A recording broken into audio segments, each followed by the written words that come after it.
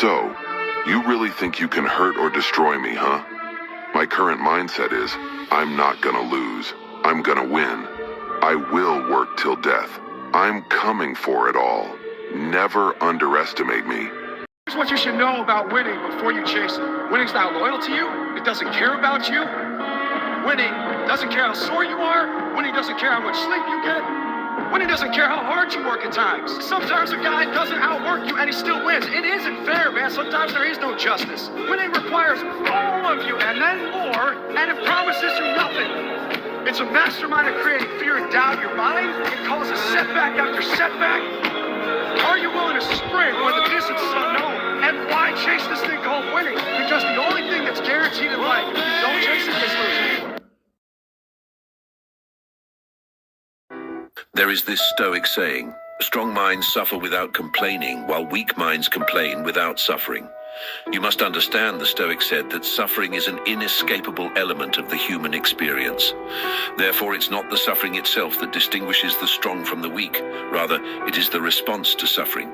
Complaining, they believed, is the crutch of the sick mind, a fruitless expression of self-pity that only increases one's misery. That's why the Stoics endured life's trials with grace and stoicism, because complaint could only worsen the suffering, adding an avoidable layer of pain to their experience. One day, the people that don't even believe in you will tell everyone how they met you. When you build in silence, people don't know what to attack. Loneliness is the price you pay when you start to improve yourself. If someone is trying to bring you down, they are already below you. Failure is a bruise, not a tattoo. The truth is, everyone is going to hurt you.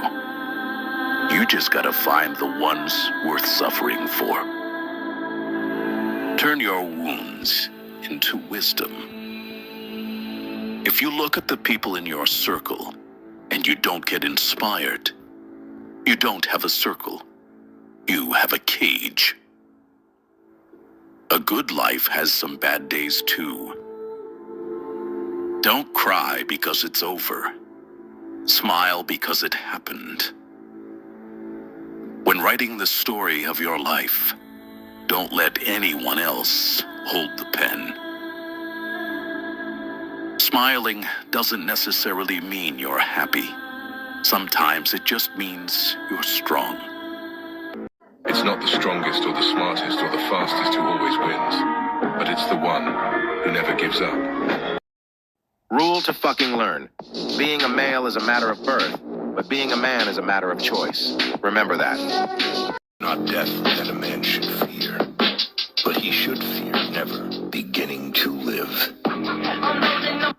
Yes, I changed, because my old version was too weak. You can test me now. When you love someone who doesn't love you back, don't force them. Let them go. Let them live their life with the person they love, as it's the only way to prove your love to them. Never fight for their love, because love isn't about battles, but rather about affection, tenderness, understanding, friendship, and solidarity. Love isn't a war you have to fight. When a person doesn't love you, it means they won't love you. You have to understand that this is life. We don't get always what we want. Strive to succeed in life.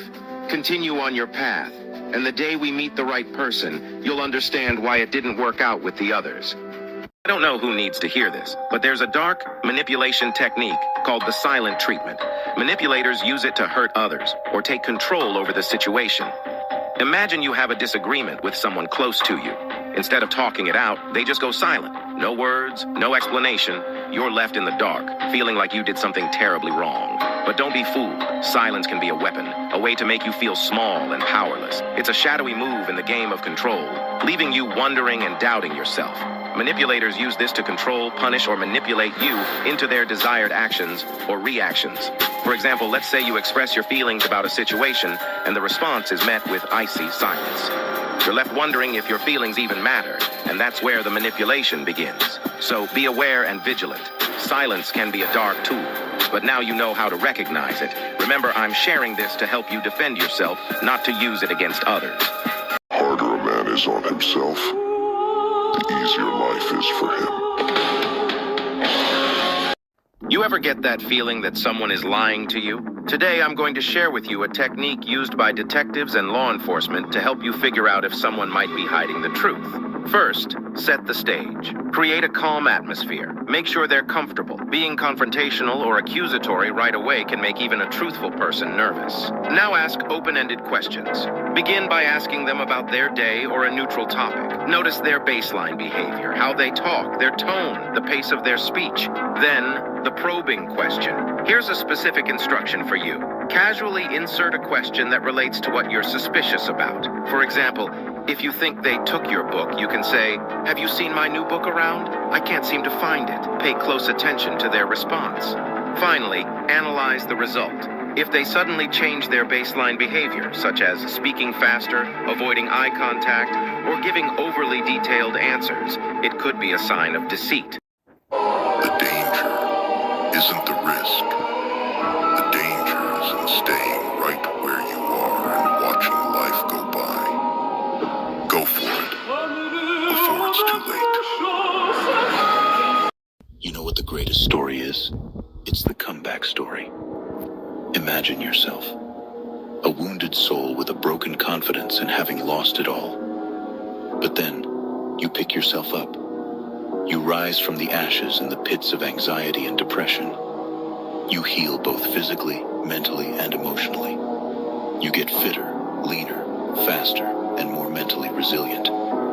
Against all odds, you vanquish your inner demons. So you must remember, the comeback is always stronger than the setback. Pain doesn't destroy you. It creates you. In the crucible of adversity, embrace the transformative power of pain. Let every setback be a stepping stone. Every challenge a catalyst for resilience. Your journey is sculpted by the strength born from pain. Listen to me. One day very soon you're going to look back at all the shit you have been through. All the times you felt like giving up. All the bullshit you have had to overcome. And you're going to smile when you realize that it was all just a necessary part of the journey to the dream life that is coming to you, my friend. 1. Stop looking for who is not looking for you. Number 2. Stop begging. Number 3. Stop saying more than is necessary. Number 4. When people disrespect you, confront them immediately. Number 5. Don't eat other people's food more than they eat yours. Number 6. Reduce how you visit some people, especially if they don't reciprocate. Number 7. Invest in yourself. Make yourself happy. Number 8. Stop entertaining gossip about other people. Number 9. Think before you talk. 80% of how people value you is what comes out of your mouth. Number 10. Always look your best. Dress the way you should be addressed. Number 11. Be an achiever. Get busy with your goals. Number 12. Respect your time. Number 13. Don't stay in a relationship where you don't feel respected and valued. Walk away. Number 14. Learn to spend money on yourself. That's how people will learn to spend on you. Number 15. Be scarce sometimes. Number 16. Be a giver more than a receiver. Number 17. Don't go where you are not invited. And when invited, don't overstay your welcome. Number 18. Treat people exactly the way they deserve. Number 19. Accept they owe you money. 2 call attempts are enough. We're coming up on another new year. I want you to ask yourself this question. Will it be a year of regret? Or will it be a year of progress? I'm not the smartest kid in the world.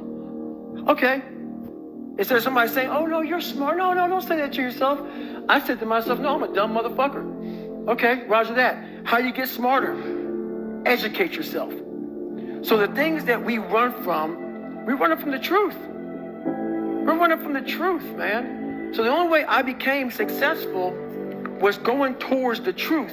As painful and as brutal as it is, it changed me. It allowed me to become, in my own right, who I am today. If you ever hear a bad story about me, remember, I was once good to those same people too. But but they won't tell you that.